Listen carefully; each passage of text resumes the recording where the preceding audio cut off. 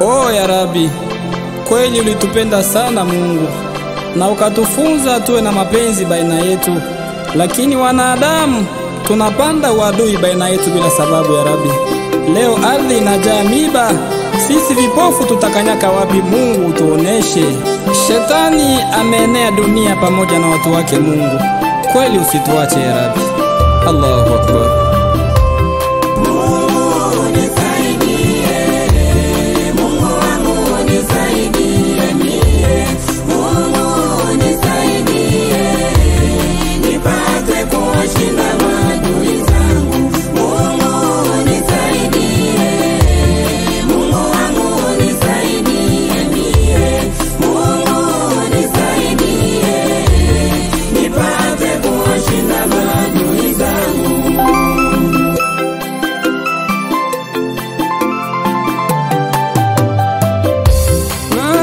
Kwa jina lako Mungu wa huruma, Mungu wa mitume pia na manabii, Mungu wa babu zetu waliyetangulia, Mungu mwenye kulea bila ya kubagua.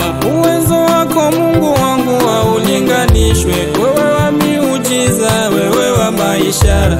Hata wafu walifufuka kwa uwezo wako, hata vipofu viliona kwa uwezo wako, viziwi vilisikia kwa uwezo wako. Wewe wa maajabu, tena wa maajabu.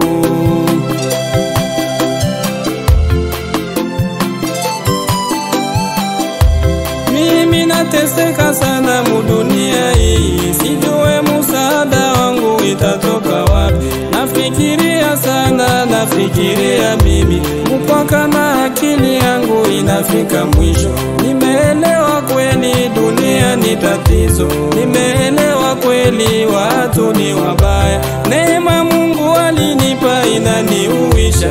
Mungu wangu unisaidie, Mungu wangu unisaidie. Neema ulinipa leo inaniuisha.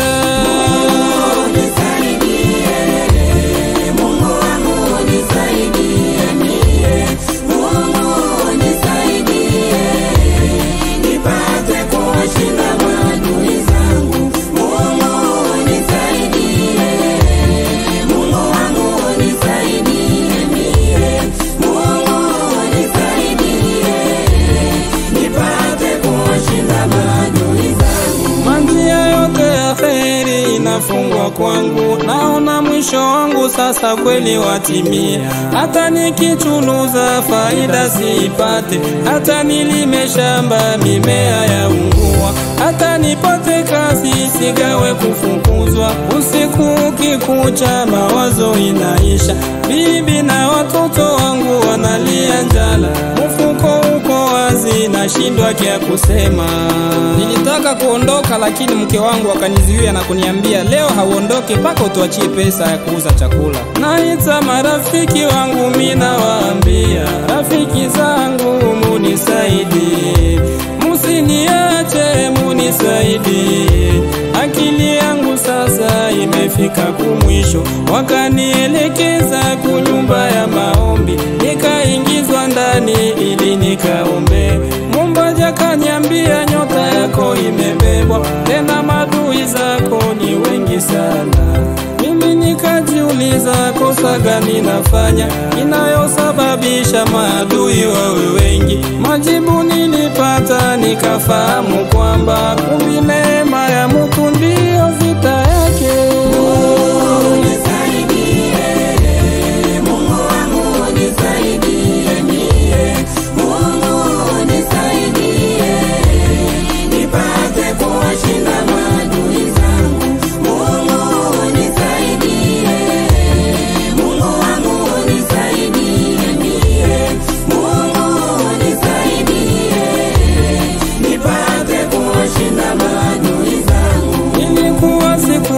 Nikapigiwa simu, kumbe tajiri moja kaanza kuniambia, napewa jina yako kesho fika kazini. Kweli wamenereza, umefanya kazi njema.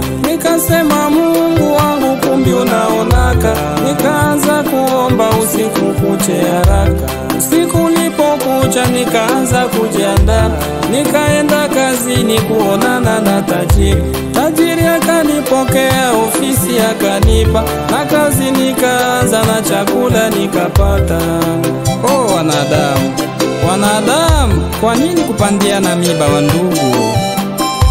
Nakuja kesho yake ili nitumike kazi, kufika kumulango zamu akaniziwia. Zamu akaniambia, ndugu yangu tafadhali, nimepewa maagizo leo usiingie ndani. Nikamuuliza Zamu, nimefanya nini? Akaniambia subiri nimuite tajiri. Zamu akaingia nyumbani kumuita tajiri. Tajiri akaniambia, wewe hutatumika tena katika ofisi yangu, wewe muhasi, wewe muhovu. Nikalia nikamwambia, Mungu umenifanyia nini? Nauliza tajiri, nimekosa nini ndugu yangu? Akaniambia, watu walinijia, tena ndugu zako na majirani wako, wakaniambia wewe ni muasi sana, wewe ni mwizi, tena wewe ni muasi wa ajabu. Kwa hivi huna nafasi tena katika ofisi yangu, ondoka kabisa. Nikamwambia tajiri, na mimi nakupa shurti moja. Nataka wale watu waje hapa ili wapate kuchukua roho yangu. Kwa nini wanadamu kufanyiana mabaya hivi? Kwa nini watu kufanyiana uadui bila sababu? Allahu Akbar. Nikasema hawa wamejifanya nafasi ya malaika Israeli. Ni afadhali wangechukua roho yangu, sababu kuua sio tu mtu kuzikwa kaburini, lakini kuna mtu anaua ndugu yake na anamwacha anatembea anakula, lakini ni maiti. Na cha ajabu nikaelewa kwamba adui wa mtu sio wa mbali, adui ni yule ambaye unaishi naye karibu. Mungu tusaidie sana. Allahu Akbar. Nimeelewa kweli dunia ni tatizo, nimeelewa kweli watu ni wabaya, nimeelewa kweli adui sio wa mbali, nimeelewa kweli neema ni fitina. Mungu nisaidie, Mungu wangu nisaidie mie, Mungu nisaidie, nipate kushinda maadui zangu. Mungu nisaidie, Mungu wangu nisaidie mie, Mungu nisaidie, nipate kushinda maadui zangu. Huruma, huruma, huruma wanadamu, huzuni, huzuni, huzuni wanadamu, kilio, kilio, kilio wanadamu, wakutegemea ni Mungu muweza, ndiye msaada wa maisha yetu. Qala Rasulullah sallallahu alayhi wasallam, man la yarham la yurham. Amesema mjumbe wa Mwenyezi Mungu juu lake rehema na amani, asiyesamehe hata samehewa. Wewe tesa sana, lakini ujue na utateswa insha Allah.